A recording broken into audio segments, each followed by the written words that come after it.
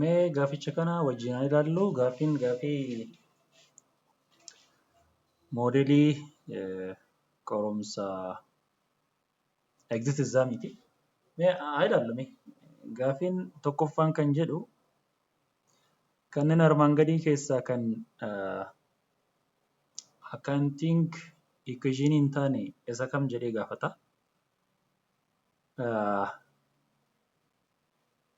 As keessatti waa sadi ilaalutu nurra jiraata.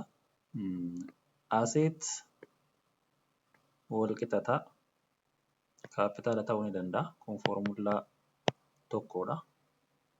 Yoo dhaabbanni tokko liqii ofirraa hin qabaan asetiif kaapitaaliin wal qixa ta'u.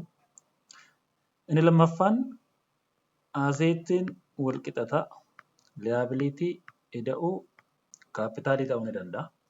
Inni lammaffaa kanaadha. Inni sadaffaan kaapitaal wal qixataa asetii irraa liabilitii ni hir'isna. Kunis akka waliigala foormulaatti ni ta'a jedhamee yaadama. Haa ta'u garuu akka seera waliigala basic accounting equationitti caa irra kan jiru kun ta'uu hin danda'u jechuudha. Maaliif idaan wal qixataa asetii hir'isuu kaapitaalii kun hin danda'amu. Seerri nuun ajajjuuf. Maaliif jalqaba irratti foormulaan inni jalqaba asetiin wal qixataa liabilitii ida'uu kaapitaaliitidha. Inni itti aanu immoo kaapitaaliin wal qixataa asetii hir'isuu liabilitiidha. Yeroo hundumaa dhaabbanni kamiyyuu kan inni jalqaba gochuun isarra jiraatu gaafa liquidate ta'u yookiin immoo gaafa biizinesiin isaa fail godhu kan inni hojjechuun isarra jiraatu jalqaba liqii kafaluudha. Aseetiirraa liqii hir'isuu qabna malee aseetiirraa akka filannoon caa jedhu kun aseetiirraa kaapitaalii hir'ifnee kan hafte liabilitii yookiin immoo warra liqiitiin kafalu. Jalqaba liqii kafallaa akka seeratti the liability must be paid before the distribution of the remaining amount to the shareholders. Kana kan isarra jiraachuu qabu jechuudha. Kanaafuu as keessatti kan sirriin taane deebiin caadha. Gaaffiin lammaffaan only those things that can be expressed in money are included in the accounting records. Which of the following accounting assumption matched with the above statement jedha.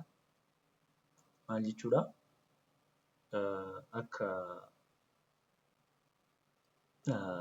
assumption yookiin principle accounting tokkochi wanti kamiyyuu accountingin akka assumption isaa wanti jedhu wanti kamiyyuu kan safaramuu ni qabu mallaqaanidha.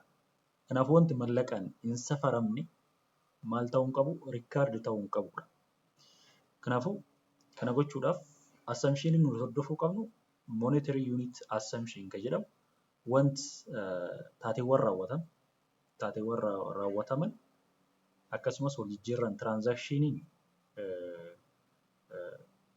gama bittaatiif gama gurgurtaan illee raawwatan hundinuu karaa monetary unit assumptioniidhaan adeemsifamuu qabu kan jedhudha gaaffiin itti aanu. Kanaafuu deebiinsaa data jechuudha.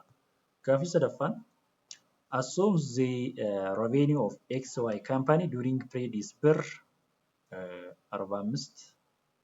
45 jedha.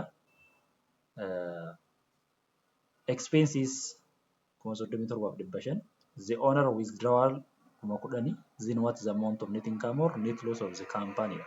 Nama directidha. Given baasuudha amma ni jalqaba. Given qabna. Given nuti qabnu tokkoffaa revenue qabna 45,000 harka qabna. Expense harka qabna. Expense kennamu 37,500dha. Net income akka beektanitti net income wal qixataa revenue irraa expense hir'isuudha. Haala kanaan kan nuti argannu maalidhaa? Kan nuti argannu asitti akka ilaaltan kanatti maalidhaa?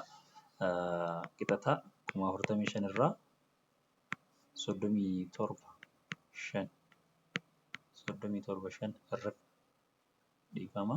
45,000 irraa 37,500 yoo herregnu akka argannu asitti 7,500 net income qabna jechuudha.